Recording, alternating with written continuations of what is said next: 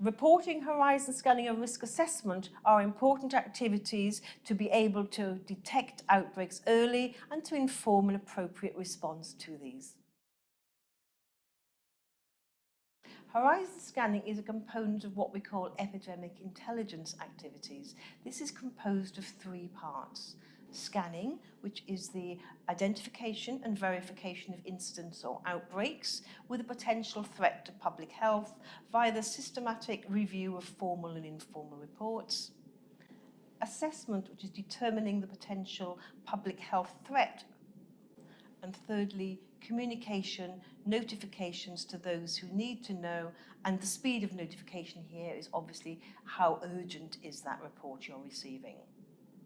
Before starting these activities, it's very important to define what threats are you looking for. Are these all threats, all infections, or a subset of infections? For example, you may just be interested in vector-borne diseases. The risks to whom? This is your at-risk population, and it very much depends whether you work at a local, national, or international level. And where in the world are you looking? Many news feeds may not be relevant for your at-risk population. Horizon scanning is used to gather information about current outbreaks, incidents, especially those of public health significance. This is achieved by reviewing different sources, such as surveillance sites and news reports, aggregate surveillance websites such as ProMed, GFIN, EOS, flu trackers, or from reviewing the scientific literature. You will also see links to these sources at the Also See section at the end of this step. Scanning is not just occasionally looking at ProMed, but it involves a systematic review of a set sources looked at a predefined time, logging the significant incidents and following them up. There are key criteria to assess the public health significance of these reports. These include events with serious health impact, unexpectedly high rates of illness, potential for spread beyond national borders, potential for interference with international trade or travel, strength of national capacity to be able to contain the outbreak, or a suspected deliberate release. Or more often, it's a gut feeling in the person doing the scanning.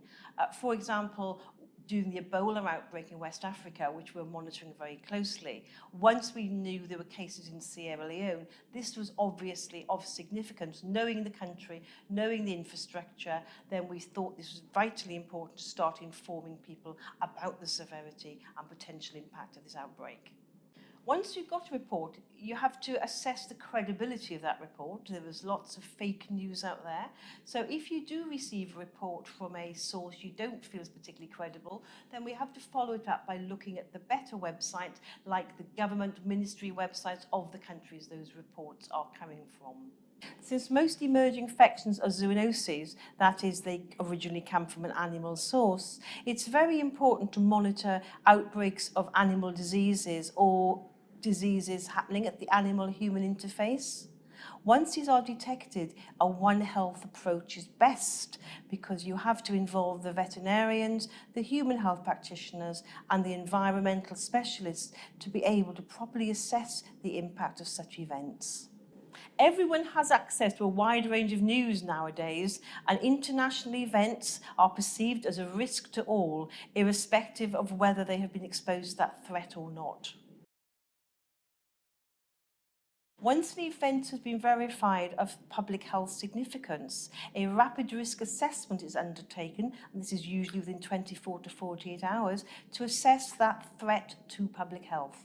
A rapid risk assessment is necessary to inform those who need to know, for preparedness and forward planning, to provide appropriate guidance and advice, often to a wide range of stakeholders, to inform media, and to advise policy and policy makers. Initial assessment of emerging infectious disease events can be challenging. They must be undertaken in a very short period of time, often when information isn't available and the events are evolving rapidly. If your Minister of Health asks you for an assessment of Zika in the next country, he doesn't want it in 2 weeks' time when you've done your modelling and the vector transmission studies are available. He will probably want it the next day. However, despite these limitations, it's important that you compile all available evidence from all sources before you start the risk assessment. A number of tools and approaches are available for a rapid risk assessment, and these are shown in the slide. They use a variety of approaches, whether they're a narrative risk assessment or they use decision trees or algorithms. However, if you're undertaking this work on a regular basis, it's important that you develop your own system that you are confident in using so you can produce risk assessments in a robust and systematic way. Risk is the product of probability times impact. And although risk managers and communication teams like you to communicate things in the terms of risk, it is in fact much more informative to report them separately. This is because a low probability, high impact event, such as a case of rabies or variant CJD, is very different from a high probability, low impact event, such as an outbreak of the common cold. The risk to a population from a communicable disease is dependent on the likelihood of transmission in the specified population, that's the probability, and the impact or scale of harm should the infection occur. But communication teams, risk managers and policymakers would prefer you to use an overall term for risk. This may be issued in the format of a risk statement, or after reviewing the evidence, it may be decided that you move to a formal risk assessment process. You may need to review your risk assessment frequently as more information on the outbreak becomes available. A rapid risk assessment will determine the degree of escalation in communications, whether a response is indicated, the urgency and magnitude of the response, the design and selection of critical control measures, and will inform the wider implications of further management of the incident. Serious attempts should be made to estimate how good the quality is of the evidence you've put in underpinning your risk assessment. The quality of the evidence underpinning the risk assessment should be expressed as the confidence in the output from that risk assessment. This is equivalent to the newsreader who tells you you've got a 95% chance of rain tomorrow, and in fact there's only a 5% chance he's right. Once the risk assessment is completed in whatever format, it is important to be able to communicate the output to those who need to know, risk managers, policymakers, and others.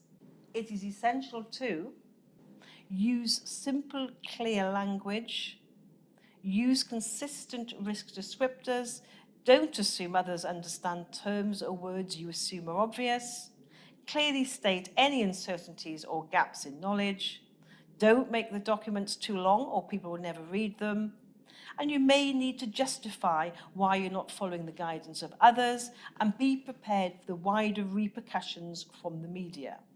For example, the following slide demonstrates what happened in a popular newspaper in UK after we published our evidence-based, robust guidance on sexual transmission of Zika. However, good risk assessments do not always lead to appropriate interventions, good advice, or appropriate newspaper headlines. And often, much of what we do in the risk assessment is managing expectations of others.